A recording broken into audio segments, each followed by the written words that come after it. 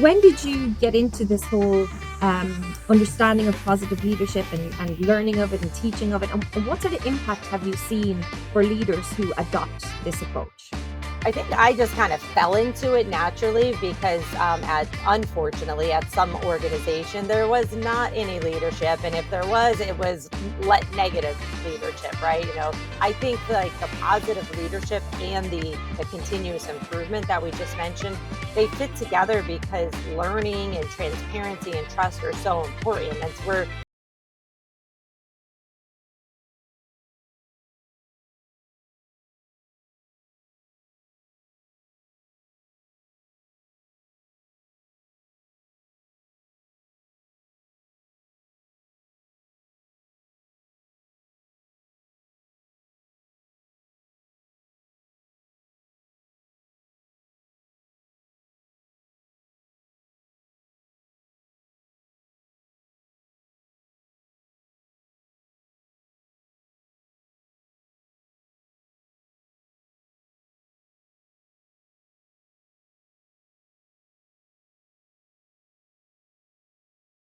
In and it's, as my mom used to say, getting rid of all the bugs. It's just lovely. It's very fresh.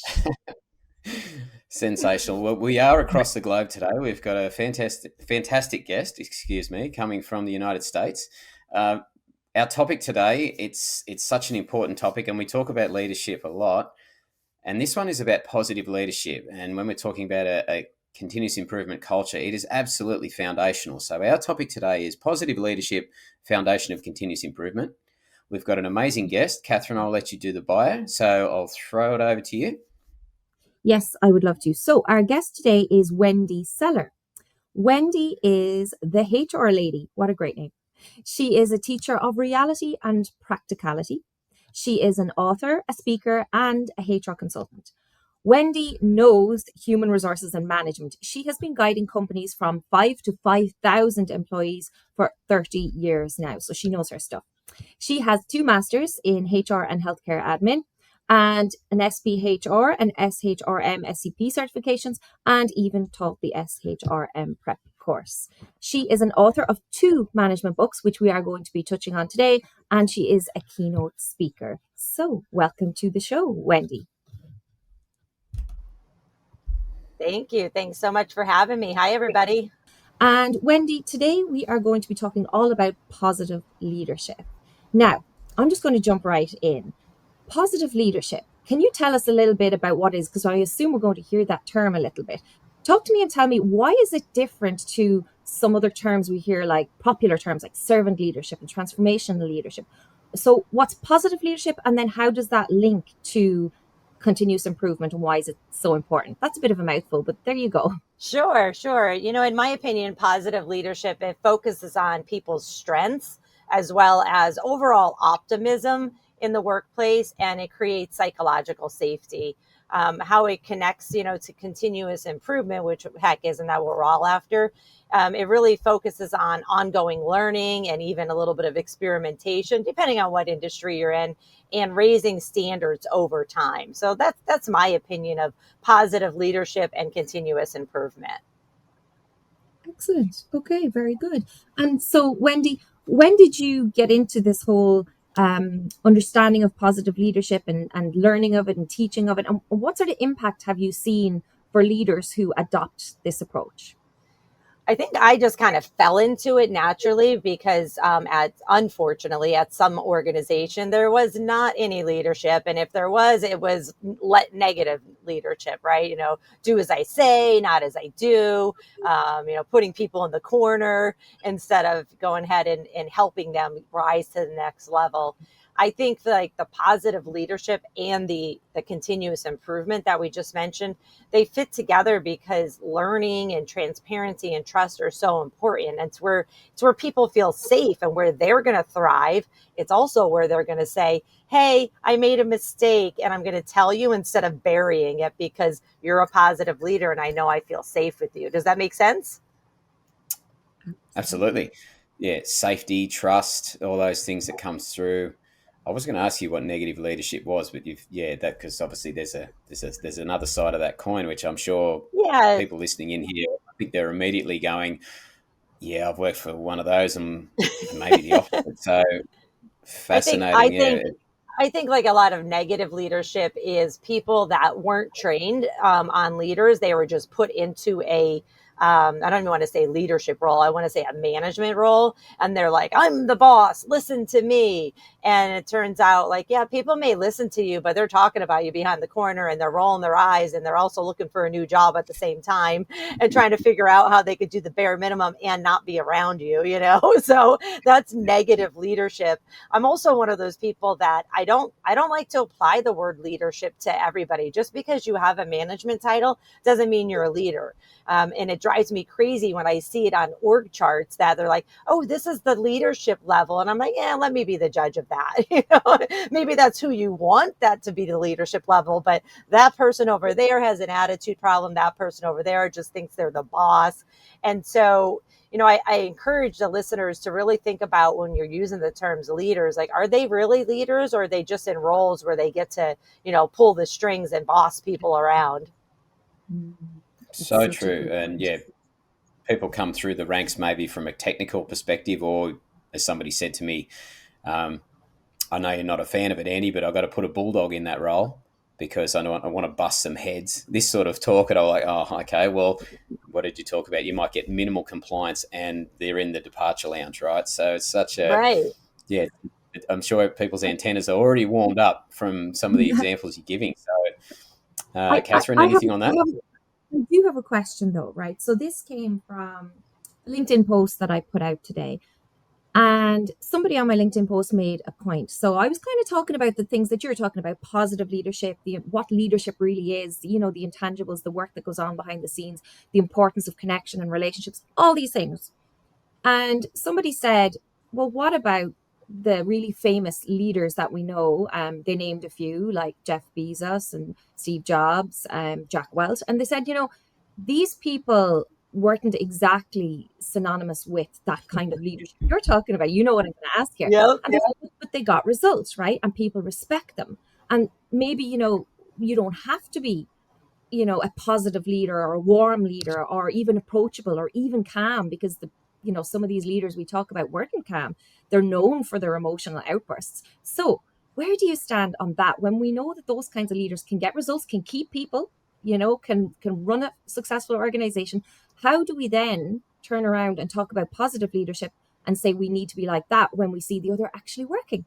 Yeah, that's a really good question. I had for the lack of better word, leader like that, which really honestly prompted me to go into consulting to say I never want to have anybody work for that type of person ever again in their life. But they're rich and they're successful. Now, that individual person knew enough that they knew that they were a jerk. And so they built real leaders underneath them. And nobody was allowed to go directly to them unless we were talking about like, technical things. Like you could come, the owner of the company could come to the technical meetings and dole out orders and everything. And then somebody else had to go and soften the feathers and all the hurt feelings and be like, okay.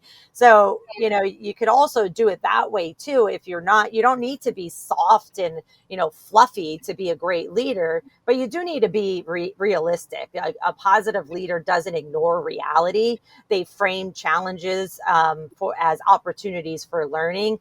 And hopefully they learn to get out of the way and let somebody else manage the people where you're managing the ideas, maybe the finances, and then you're hiring people below them that can deal with that abruptness where the rest of the people are then like guarded over here. Yeah. It is. It's like, well, when I used that term around the bulldog, right? They said, look, we have to turn this around if we're going to tread on some toes or whatever. I just can't let things go on like this. The thing, one of the things they did well, like you touched on, was this leader that went in there was very strong on, yeah, levels of work and made it very clear where everyone should be playing and did some activities and yeah, if I'm doing it, why are you here? Like those sorts of questions they'd ask, and people were like, well, yeah, it's a great question. Yeah, the other thing I just also wanted to say is like, it's about accountability, right? I mean, whether you're a positive leader or a negative leader, we need to hold ourselves accountable. We need to hold ourselves accountable for how we treat people, and we need to have high standards. I'm very big on company values, aka expected behaviors in the workforce. And I've actually write about that in my 2 books, and my 1 book actually tells you how to create a set of company values. And then I tell all of my clients, I'm an HR consultant. Most of my clients that I am consulting for, they're too small to have HR, or it's a big project that they need external help with. But I'm like, listen, we need to make sure that we have clearly outlined expectations of people's values, or behaviors, I should say, in the workforce. And they're usually also on that sign when you walk into the lobby, where there's the mission, the vision, and the values. But then we're like putting that out there for the customers, and we forget to hold employees accountable for it. So I even go a step further with all of anybody who listens. So anybody who's listening today, is I really, really encourage you to put your company values, aka expected behaviors in the workplace, put them in the job descriptions. And then you can ask about them in interviews. You can talk about them in feedback sessions. You can talk about them in reviews, because 9 out of 10 times when my phone rings all day, every day, it's not because things are going well or I'm stumped, somebody's not doing well on performance. They're like, hey, Wendy, somebody's acting a fool and I don't know what to do. And I'm like, let's look at the company values. That's part of the expectations in the workplace. And if they're not behaving the way you need them to, you need to hold them accountable, up to and including walking them out the door. Yeah. Yeah, and you do see that. It's great to see that company I worked for before I went independent was, yeah, the values were always on the advertisements, and actually part of the annual performance reviews was measured against demonstrating the values, and so just how we measure that, fair and transparent as well. Right. It brings into an interesting space, because it's like, well, it's the values there. I think you live in the values, or actually we've got a a measure that we can wrap our arms around and go, actually, well, it is we've got a scoring system. We can then get the leaders to look at that, and everyone's getting a fair and transparent assessment against the values. It's such an important piece, yeah, right through to, like you said, if they're just not living the values, it gives you that opportunity to maybe move them on if they're not the right fit. And it's Yeah, and the thing is, like, when we have people who voluntarily leave the organization, we should be asking them why they're leaving. And you'll find out sometimes, more than most times, they're leaving because one of their coworkers is a jerk. And it's because the powers that be didn't hold those coworkers accountable for, the company values: respect, professionalism, transparency, treating others kindly. It shouldn't just be something that's on the wall, because eventually people are going to find out, and you're going to either have people that stay and act like that. They might just stay and deal with that, but they're going to start quietly quitting. And then it's that, we have this thing called the internet now, that information gets all over the place. So candidates do their research now. And if they find out on one of those secret websites where there's all reviews about the company that you're allowed to be a jerk there, they're not going to apply, because the younger generations are like, nope, not handling this at all. And I applaud them for that. Yeah, well, actually, not secret websites. We've got quite a large, I won't say their name, but it's a large employment or job advertising, whatever, the recruitment website, and each of the companies has down the bottom reviews, and people can, yeah, go for it. So, and then some people will accept less money, obviously, to work somewhere where they feel respected, or they're going somewhere, as opposed to, well, the money's great, but no, I've heard about that one. I'm not. That's why they've got to pay that much. Right. Type stuff. So that's great. Yeah. I think you make really good points, and it's almost like I'm looking at it from a systems lens, I suppose, because it's very okay. So most companies probably don't do exit interviews to begin with. They probably don't ask the right questions when people leave, maybe because they don't want to hear the answers, but maybe because, again, it's a systems issue. They're not set up that way to have those interviews and to document that information, to share that information. But then it can go deeper, even if they are set up to get the information. And let's say somebody says, well, I left because I didn't like my coworkers, I'm not getting on with people. That's still a systems issue. That's still the organization not seeing what's going on and not allowing, I suppose, or allowing these behaviors and behaviors that are not in line with values to exist. Is that it? Am I on the right page here in terms of like seeing the gaps in organizations and bringing it right back to ourselves as a senior leadership team and what we need to do differently? Yeah, absolutely. I mean, and then you could take it even a step further. I know the three of us are in three different countries, but we all have employment laws, right? And it's like if we are not treating our employees respectfully, it could turn into a discrimination claim too, or at least, an accusation. And whether it's right, wrong, or indifferent, it's going to go all over the internet, and it's going to hurt our reviews, which hurts our recruiting, which is so expensive right now. And then it's also going to, get other people in the company to go, why did that person just leave? Let me do some digging and find out. And then they're going to start quiet quitting because you have negative leaders, or you may have one negative leader, but nobody's doing a darn thing about it. Right. And the employees know, they talk, they know. Yeah, For sure. the standard you walk by is the standard you accept, and it's Yes. it's Mm. so yeah. And we're talking about people here, and yeah, what you said there around the quiet quitting, and yeah, if it's tolerate, if those behaviours are tolerated, or you've got someone, oh look, I know they're a bit rough around the edges, but oh gee, they know their stuff, and we'll just keep them around. People do lose hope, and there's nothing more frustrating. I was in a leadership role, and there was a person in another team that was getting managed out of the business. Though it was quite a toxic employee, and however, it was all fluff and noise, and Yeah. it wasn't clear. They couldn't when they made them not part of the organisation anymore. They actually went in and won an unfair dismissal case, and they had to reinstate them and back pay them.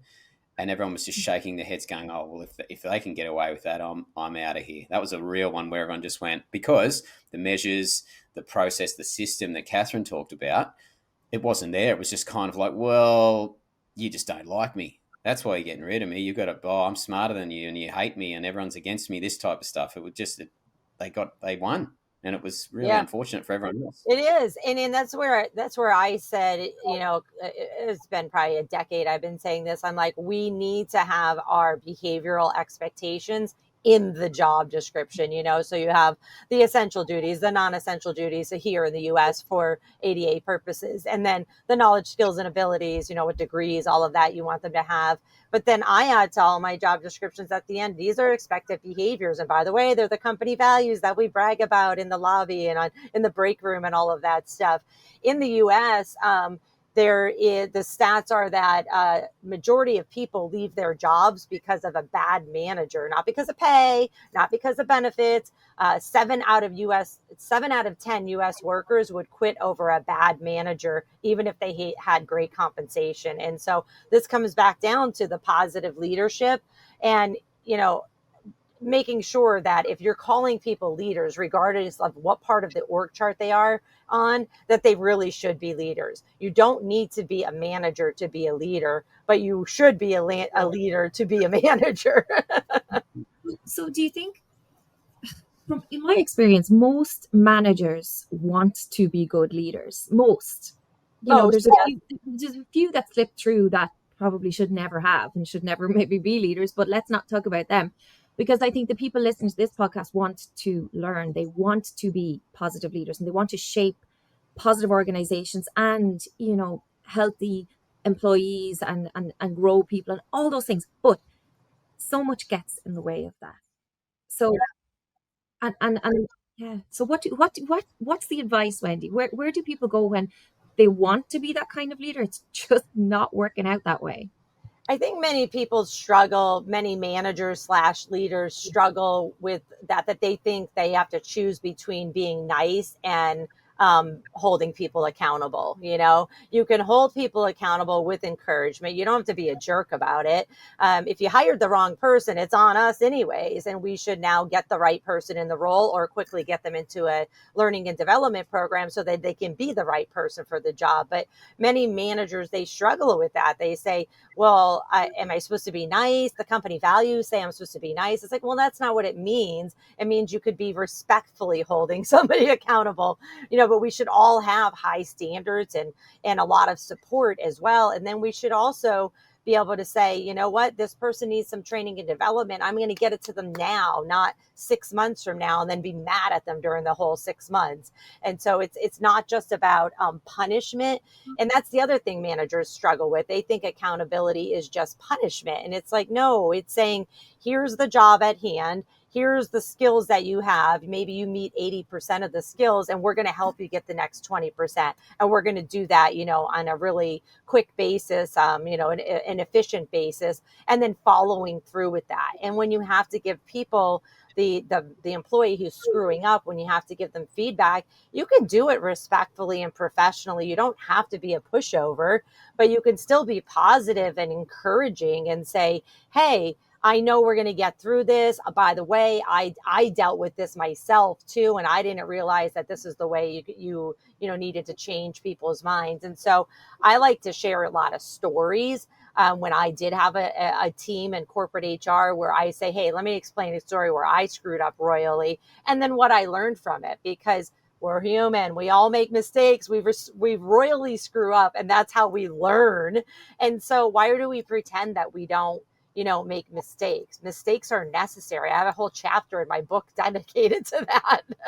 Yeah, great, great. I think that should be on the big letters on a I was going to say blackboard, whiteboard at leadership training. Show my age. Just accountability is not a bad word. Right. Like that, Not a it bad. is a Yeah. it is like it's got this negative connotation, and it is a problem for so many managers really who have that mindset that those accountability conversations are somewhat a negative. Like it's part of my job, but it's the worst part of my job. I think we have to change that. We So really do.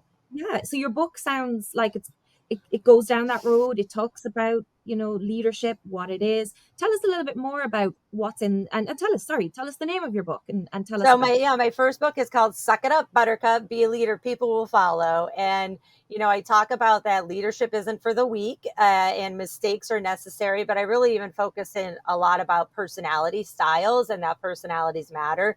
Because when I first did, I'm sure you're familiar with DISC, which is a derivative of Myers-Briggs, which I absolutely love, and I sell that as well. When I first did my first DISC profile, I was like, oh, I am the problem. It's me. Because I am off the charts D, like dominant, direct. And I just thought bossy was the way you get things done. And it was, but it wasn't that they wanted to do it. They just wanted to get away from me. So the understanding about personality styles changed my entire life. And I really encourage everybody, no matter what assessment you use, Myers-Briggs, DISC, there's a ton of them, Strength Finders, to just learn about yourself and then learn about the other people in your life, including people at home, so that you can change your communication style just for 15 minutes so that you can get through the project together and, in some cases, get them to do what you want them to do. But you have to change your communication, your tone, and don't forget about your face and your body language too. It helps a little bit that much of our work is remote, so you're not always seeing somebody in person. But when we are on a Zoom or something like that, you need to make sure you're like, okay, I'm not rolling my eyes or holding my body in a certain way. My second book talks about dealing with jerks at work, and I go into personality traits, extrovert, introvert, ambivert there, and how you again need to adjust your communication style to the other person. It's not about you. If you're trying to get somebody to do something for you at home or in the workplace, you need to talk to them in a manner that they understand. So, communication, it's not just words. It's so important. And so, one of my final chapters in Suck It Up, Buttercup is I bluntly say, shut up and listen. You need to shut up, let somebody else talk, and don't be sitting there just waiting for them to, oh, are they done yet? Are they done yet? No, actually listen, and then maybe even recap that so that you're on the same page. And they're going to go, okay, my manager actually understands what the heck I'm talking about, or they don't, and maybe we need a third person interpreter to figure this out. Wendy, pragmatic to the point. All right, it is because we're so busy and there's so much noise. Language warning here. I'll say it. So Wendy's second book is called The Asshole Whisperer. All right, so maybe people are already thinking of that leader that would fit into that category, and how do we communicate or even get them to see? This is all of this what we're talking about today, and how is about how it ties into improvement and a continuous improvement culture. Yeah, having a leader that doesn't know or won't go and those sorts of things, that it can absolutely scuttle any sort of momentum or great ideas that are happening in the organisation. So I will say I love that title. Thank you. Very very direct and short. They're short too, and I do have an audio version as well. But in my second book, it does talk about, I've given a lot of true stories about crappy leadership, jerks at work, and how to deal with it. And I even have a chapter in there called the other F word, giving feedback up and down the chain.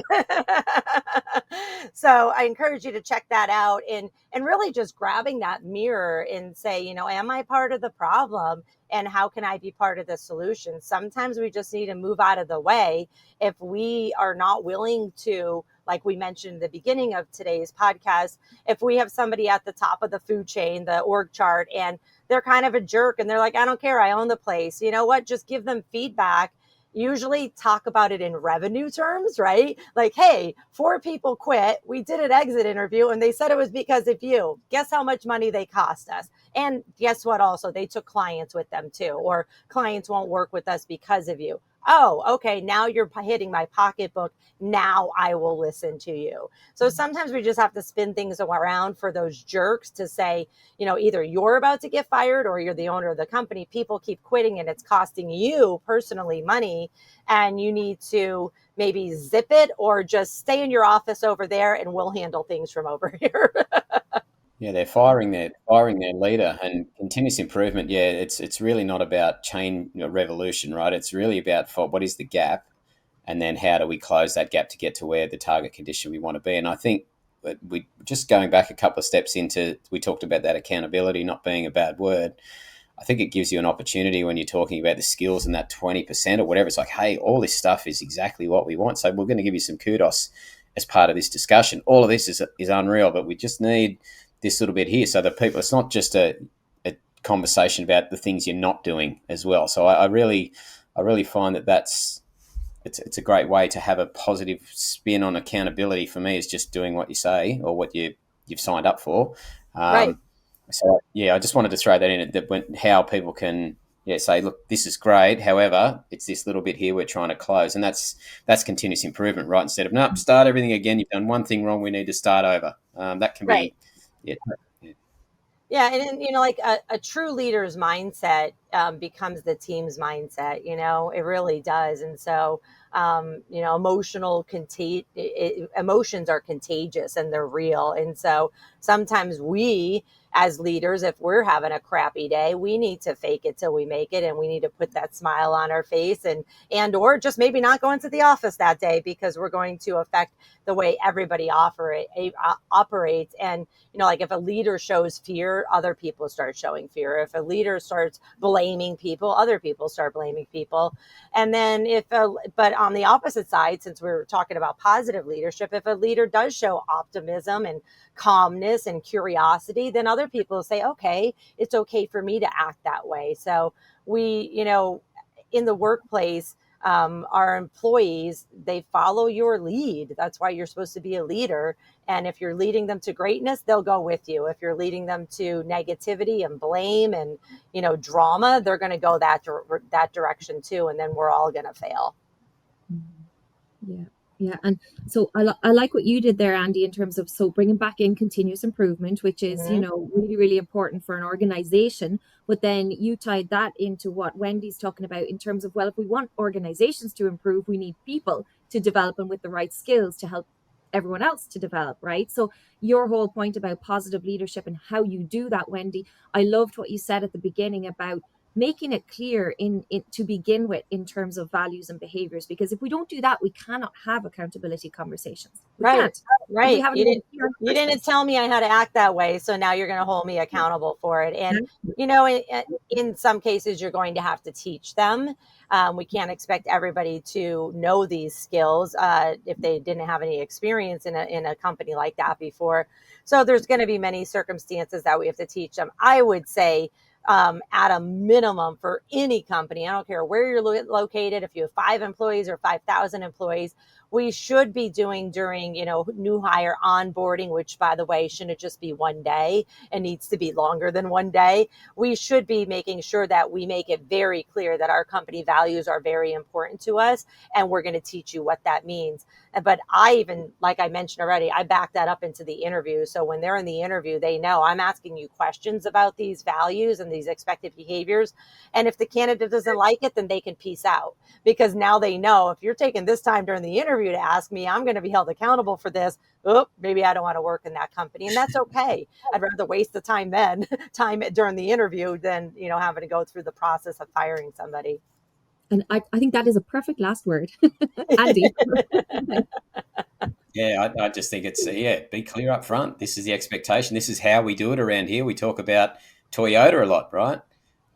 It's not the tools that make them successful and continue to be that example that people point to. It's the culture and the leadership interactions, the coaching and support and that positive leadership. But there's discipline and there's a line, right? But it's made extremely clear, explicitly clear right up front from all the things that I've seen and read about it. So I think, for me, that clarity around what leadership is, the values of the way we'll behave, and what, we'll measure it here, and that's how we'll hold you to account, instead of a finger in the air or how I'm feeling today type discussion. I think, I just really, that's what's resonating for me. And we could talk about this so much, but if Wendy, if people want to, so your two books, you got Suck It Up Buttercup and The Asshole Whisperer. So we'll post links to that in the show notes, also your LinkedIn and things. But if people really want to get in touch with you and hear a lot more about what you've got to do, what's the best way for them to do that? Sure. I mean, LinkedIn is definitely a main source. I am a LinkedIn junkie, and so I'm on there all the time. Or you can go to my website, thehrlady.com. I do have a ton of freebies on there. You go to my downloads page and it sends you to a Google Drive with a scorecard that I use to create job descriptions and use that for interviews and feedback. And there's a bunch of other things there too. And if you're interested in my book, you can get the PDF version or on my website, or I'm also on Amazon under the HR Lady. So you can get it in print English or Spanish, or then in audio English. Awesome. The hrlady.com. That would be a sought after it thing, was. Right? That there could be worth something in itself. Thank you so much, Catherine. I'll throw to you for final words, etc. Yeah, that was a great conversation. I love these topics. I always love these topics on leadership. I just think so many people will benefit from listening to and really thinking about and understanding what you've said here today, Wendy. It's a topic that I think is really, really important for every organization and every leader. So thank you. Thanks for having me. All right. Thanks everyone for tuning in, wherever you are and whatever you're tuning in on. And we look forward to catching up with you next time. Thanks, Wendy. Thanks, Catherine. See you next time.